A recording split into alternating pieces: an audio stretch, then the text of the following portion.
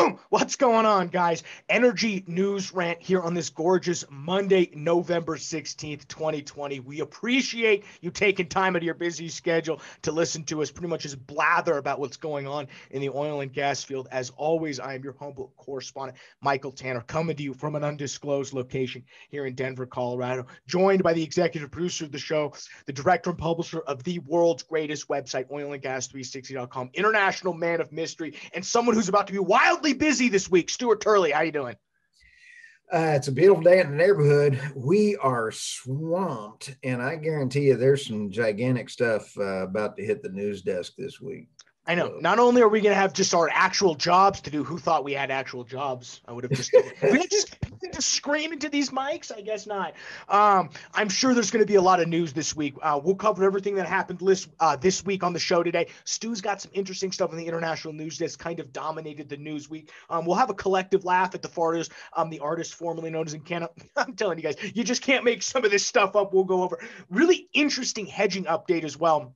And I think lends some light into really what I think is a dichotomy from what you're hearing from a lot of the, a lot of the energy media here. So it'll be interesting. I know we might actually talk a little bit of politics too, but hopefully we'll keep it light. But first, guys, before we get into all that, just check out oilandgas360.com. The show is brought to us by the world's greatest website, oilandgas360.com. You can literally, it's your one-stop shop to stay updated on everything energy news. We have over 14,000 people who subscribe to one-click updates, which means anytime we drop something, boom, news alert. Well, it's cheaper than a terminal, people. It's cheap because trust me, I help curate 360. I'm looking at a terminal right now. So if it hits the terminal, guess what? It hits 360. So there's no why pay $2,000 a month for a terminal. Come over to 360, start reading our stuff. I mostly kid, but I'm not. It's pretty simple, guys.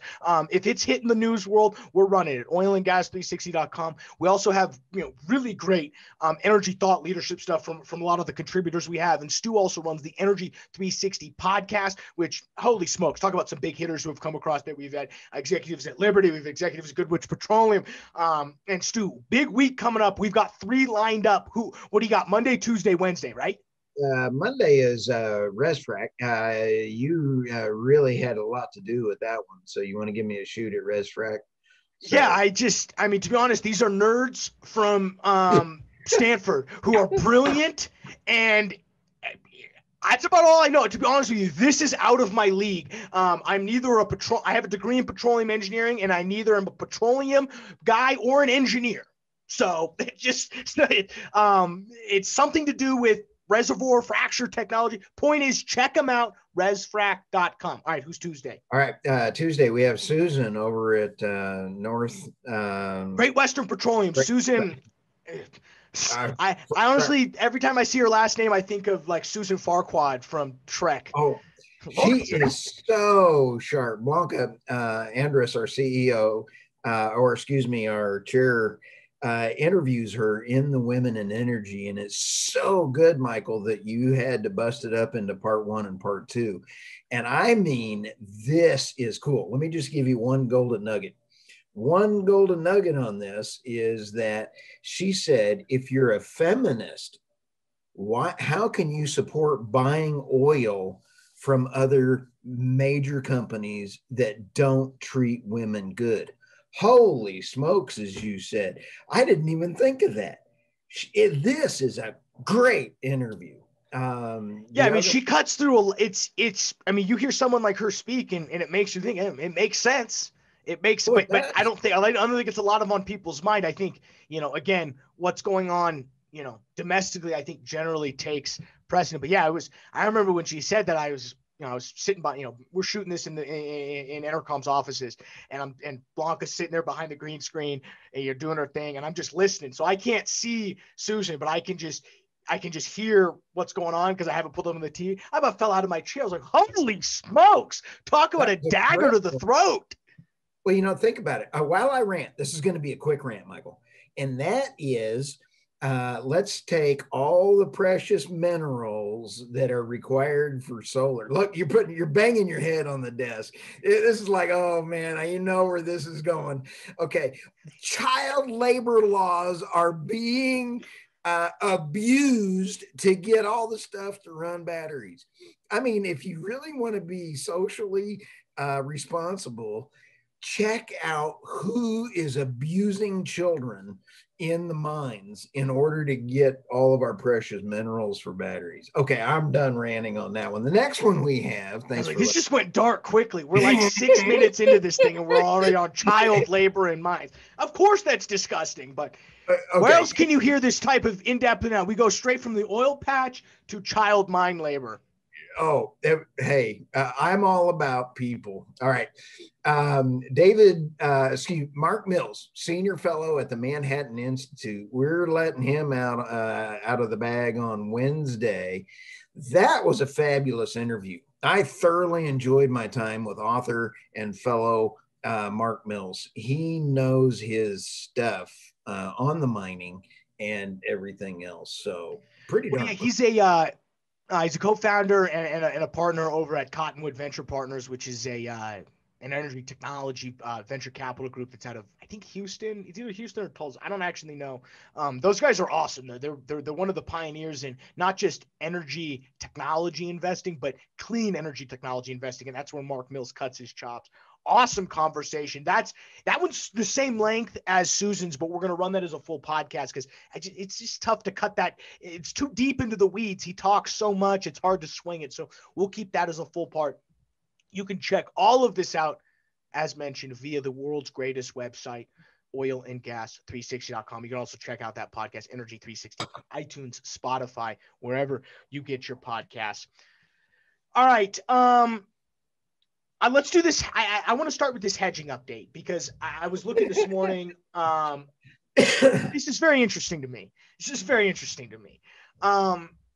If you've been following the show at all, if you've been following, kind of the sentiment around where we think pricing is going to, I think on the oil side, there's two camps and they're vehemently opposed with each other. If you're an oil guy, if you're an oil bear, you're standing on the mountain of global oil stocks are at an all-time high.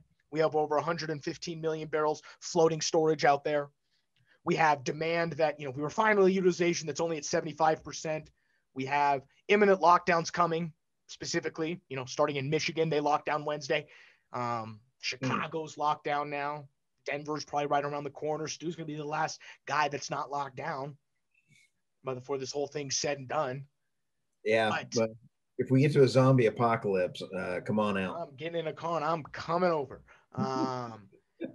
And so I think people use that as an excuse to say oil should be $30. Then I think there's now the bulls that are coming in. I think the bulls take a more longer term approach and say, okay, we might have some short-term-ish pain, but with the new Biden administration, with the fact that demand is only going to come back more, I think people say we're never going to be more locked down than we were in March. So oil can't drop down to those levels. And it's just the case. I'm not telling you this is what's going on. I'm telling you the sentiment on what camps people fall on. I think bulls will also say regulation, like I mentioned from the Biden administration, we're going to shift to renewables, which is naturally going to inflate the price of oil and gas prices. We've covered this in the show. I'm for that. Hot take. Hashtag hot take of the day. So here is, and so that's the split camps on oil. Most people are in one of those two camps. I don't really care what one you subscribe to. I don't even care what I subscribe to. I just want to be right. So I'm with John. I'm with John. Whatever side is right. That's how I like to say. On the natural gas side, Stu, what has the sentiment been for 6 months? What have we been hearing? $3.50 gas, $4 gas. It's coming. Natural gas is about to be $95. We're going to be fracking natural gas shale wells left and right. I mean, that's the sentiment, right? From everybody. No, I've been more of instead of the Dr. Doolittle push me, pull you, what do you call a bear, half bull? I'm right in the middle. So I'm not really talking about you per se, even though you've been more bullish than bearish. I won't let you off the hook for this. Okay. No, but I'm not at the $4. I'm at the $3.20. But you know who's at the $4? All these data subscription companies. I won't tell them. We don't need to name the names. We all know who the energy research firms are who have been having webinar after webinar, who might even go on the oil and gas conference and say, oh, $4 gas. We all know them. Yep. $4 gas. Okay. It could be coming. It could. But let's take a look at this. As we know, I like hedging. I think hedging, while I don't want to say it's underutilized. I think it's underappreciated for rock solid companies. I think you can have bad acreage and survive with a decent hedge book. Now, you can't have bad acreage and survive with a bad hedge book, or and you have to be smart about it. So we could spend a whole show diving into my thoughts on hedging, but really what you should do is, if you have any questions on it, just call our friends at Aegis, but you got to tell them the podcast sent you, or else we don't get credit. Call them up. Aegis Energy. I think it's Aegis Risk now. They dropped Energy. They're trying to rebrand themselves. Much like you are, Stu. Drop in Energy, and they're just going Aegis Risk.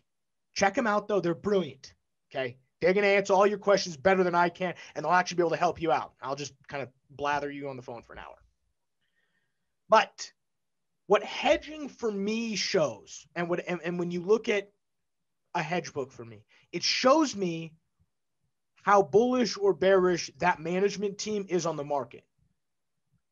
And let's walk through the scenarios. If me and Stu are running a company right now, let's say we're running, oh yikes, shale coat. We'll call ourselves River Rock Resources. That's about as oil and gassy as it gets. River Rock Resources. Okay, we're running River Rock Resources right now. We've got 100,000 barrels a day we're doing a production. Eagleford shale. It's worthless. It's worthless. We're losing money left and right. But we've paid ourselves handsomely, so we don't really care. If we're sitting here right now on November 16th, 2020, let's just take the bear side. Let's say me and Stu fall in the category of we're oil bulls. We're perma bulls, baby. Do we like Biden having get elected? Nah, not really, but we think it's good for oil prices. We believe what the Vital CEO thinks, that with the new regulations, the shift to renewables will naturally cause an inflation of prices. If we continue to see quantitative easing around the world, there's only going to be more money at hand for lending and who gets all of the quantitative easing? It's not me and you. It's not the poor saps who need it, who are unemployed. It's the JP Morgans of the world, who then lend it out to large corporations to continue to grow, because if the stock market grows, we all think the economy's doing great, right? Right. Hashtag hot take of the day. We don't think that on this show. Yeah, I'm just stealing content from other people. You know what I'm doing. Okay, here we go. So what would we do? We're bulls. We're on the bull train, baby. Choo-choo, bulls. Well, our 100,000 barrels a day, we're looking at oil at $40 right now. 41.88. We think oil could be $55 in 2 years. But what are we going to do? We're not going to hedge ourselves at prices at this point. Why would we do that?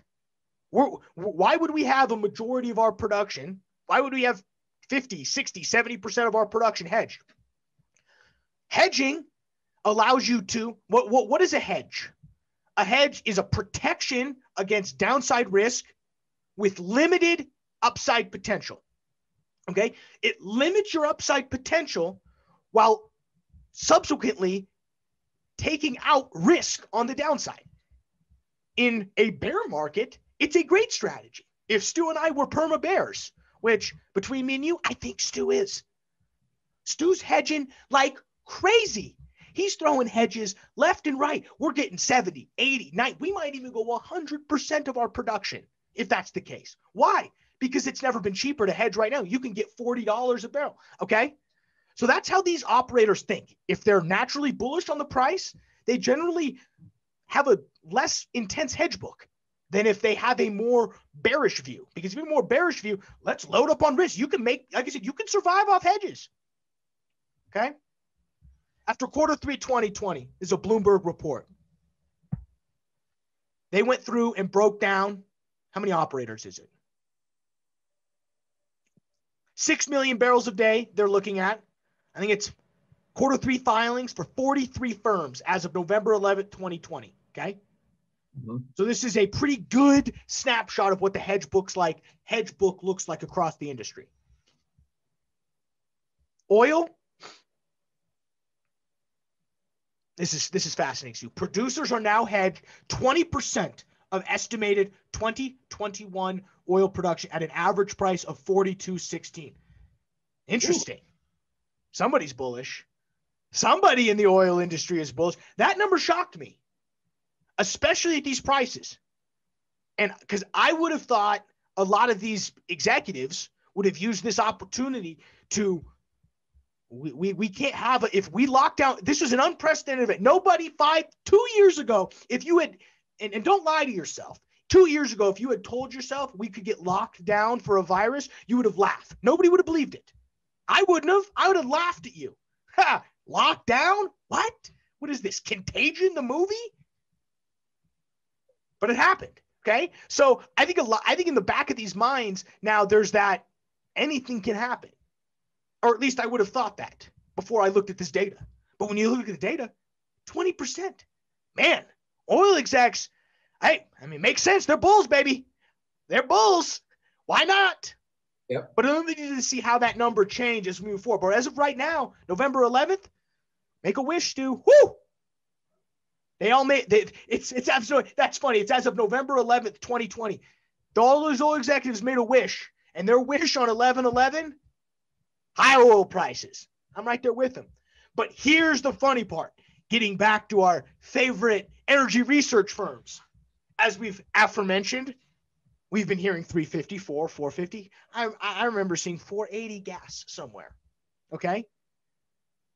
Gas-centric producers hold, what's the quote from Bloomberg? Gas-centric producers hold a robust 2021 position, all of which are expected to face substantial losses with rising Henry Hub prices, okay? But get this, producers are hedged 51% of expected production at an average price of $2.79.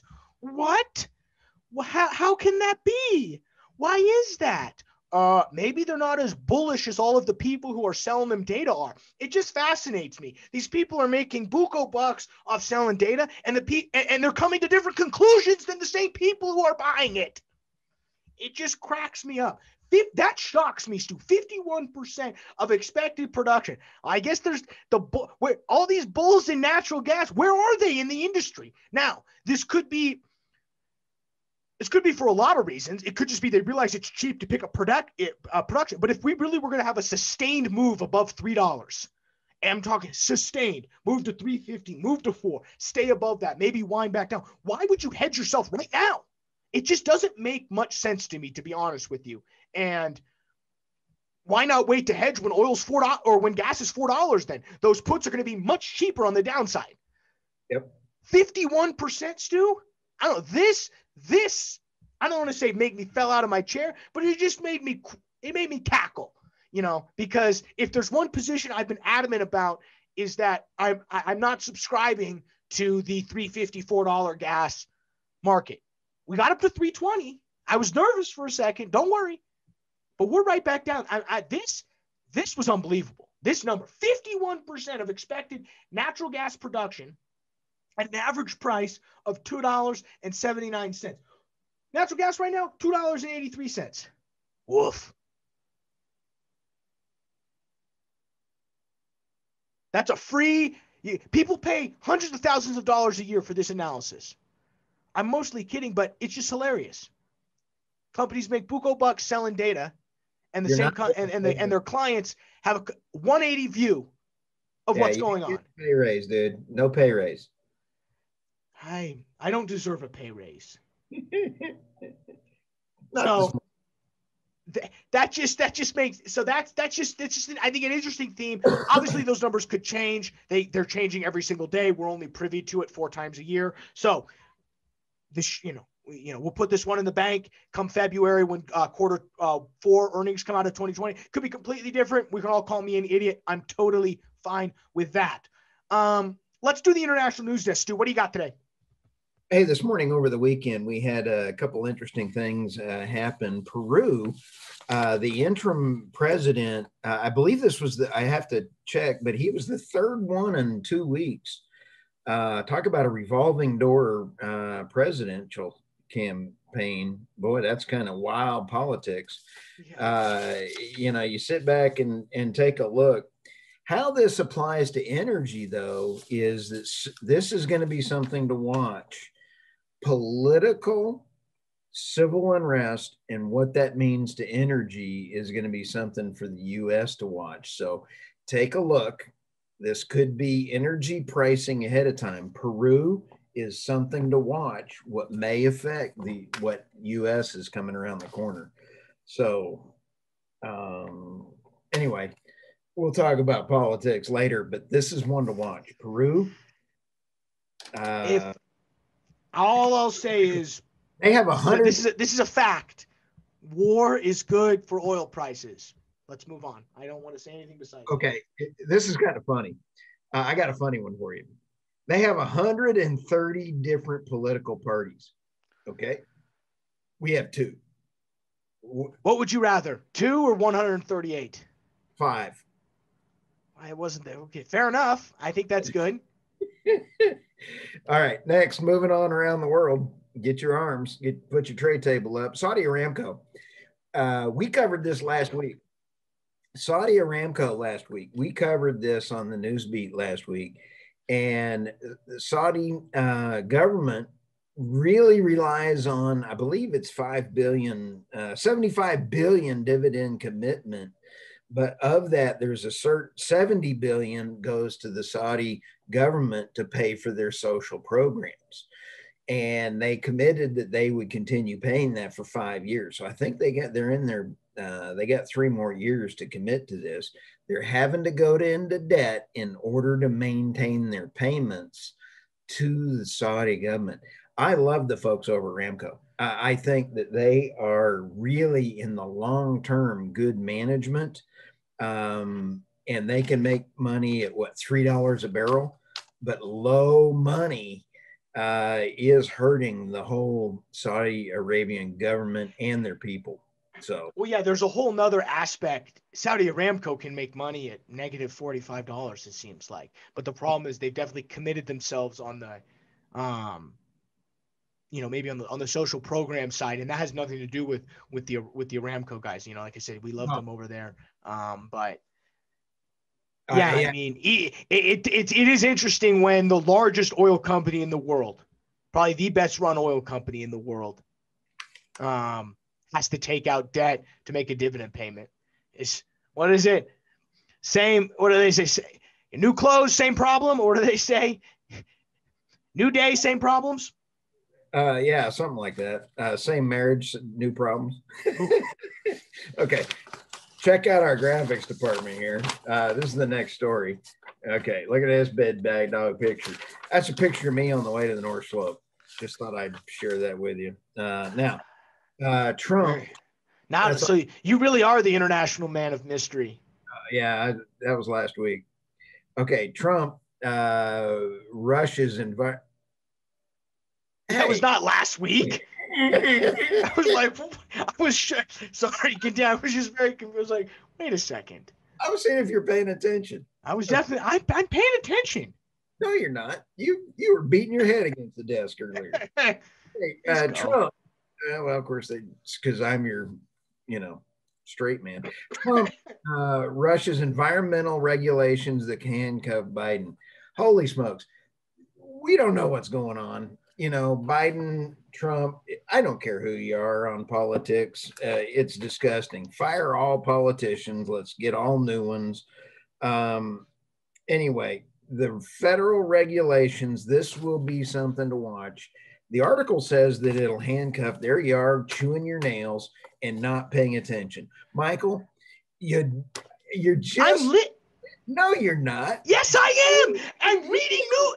Just continue. I'm listening to you. I'm done arguing with you. Oh, no.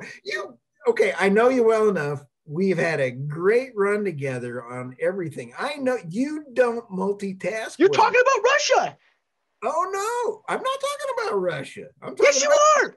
No. Just we are having fun this week, man. We're so busy. It's unbelievable how busy we are this week. We are gonna have a great week and a fantastic week, Michael. And I see this callus forming on your forehead, having to deal with a bonehead like me.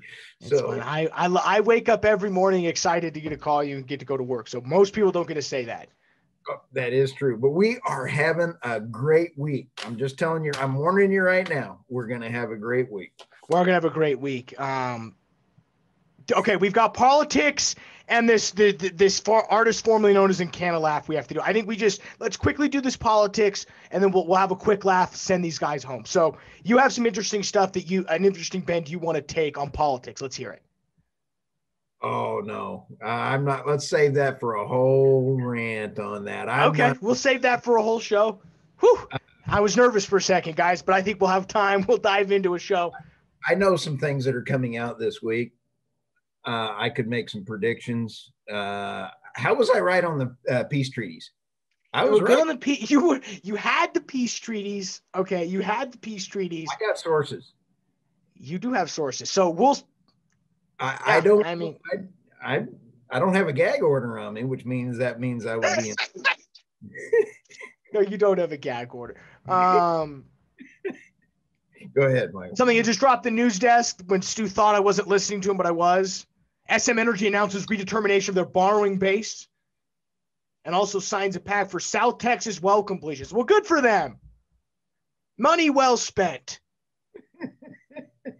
Fourth quarter CapEx guidance reduced by about $15 million, but we'll complete some wells in South Texas. That will be unprofitable. That didn't make their news press release, but I'm just adding it. Whew. It just cracks me up. Redetermine a borrowing base. Next news that immediately drops, we're completing some wells. It's like these are crackheads. They can't get enough. It just cracks me up. They actually own money in the drilling company, the oilfield service company. So they're trying to keep their employees hired. That's a joke. Okay, I was about to say, if that's true, I feel bad, but not really. No, I love me the Seeking Alpha headline. SM wins well completion deal, reaffirms borrowing base. Talk about Permabull website. Just FYI, anybody, because they come up on SEO a lot. So everybody who Google, if you ever read a Seeking Alpha article, they're not bad. I don't mind them. Guys, it's Permabulls. They're just pumping you. They're pumping you bullish information. So just relax with Seeking Alpha said this. Well, great. I take them with a block of salt. The stuff I used to put out with the cattle, big block of salt. Not a grain of salt. Yeah. All right, well, let's wrap up here with a quick laugh. I don't want to spend too much time on this because we've already beaten Ovitten, or the artist formerly known as In Canada, over the head so much. You know what we think of them. Value creation, none. All right. I'm sorry, people. News leaks on Reuters this weekend. This ran 2-3 days ago. I think this was Friday afternoon. Headline: Ovitten puts Eagleford asset up for sale, according to sources. Ovitten is looking to sell its Eagleford acreage in south central Texas. Several people familiar with the matter said on Friday the latest debt-ridden oil and gas producer put up assets on the block to raise cash during this year's coronavirus-fueled oil slump. That's too long of a sentence. I'm not a wordsmith, but that's too long. Okay? What do they think they'll fetch for him? Asset could fetch $600 to $700 million, according to one of the sources. The divestiture plan is in an early stage, sources said, requesting a nominee while the discussion is. Who is this person? Like, who's dropping this? Is this somebody? This is what I was wondering. Who's leaking this? It's probably someone who's buying it because they want to make Ovitten look like idiots, because they're like, look, they're about to deal to it for $700 million. They bought this bad boy in 2014 from Freeport McMoran, $3.1 billion. Great ROI, people. It's negative, just in case you need help with the math. It just these people wonder why we make fun of them. They just headlines write themselves. It just cracks me up. Stupid is stupid does. It's just like, and then just so I was, have you ever seen, there's this movie called The Goods, Live Hard, Sell Hard. You ever seen this? Have you ever No, seen The Goods? no, I was just Oh, so it's about car salesmen, and there's this thing that's called a Nigerian buyback. It's where you turn in, a customer does a trade in, and then 20 minutes later you sell them the trade in back for a markup. This is what's to happen to Ovitten. They're going to swing this deal. right. They're going to sell this for 600 million to somebody. Then in 3 years they're going to buy it back at a premium because oil prices have increased, and all of a sudden the Eagleford is they're going to get it on a Nigerian buyback. Wow. Good, Don Ready. Anybody who knows, if you know, you know. I gotta hand it to Nigeria. They are Great about people. oh yeah, they're the most creative way to steal that I have ever seen in my life. They have pirates. I mean, all of the internet That's things. Somalia. No, it's not. Have you? I've got so many emails from Nigeria on our news, on our thing going, we want to buy oil. You get credit card, you give us credit card information, and we'll sell you oil ahead of time. I'm like, yeah. I asked, for some friends' credit cards to try to It sell sounds them. like a great deal, though. You can always give them my number. Okie dokie. Okie dokie. I think that's everything we've got.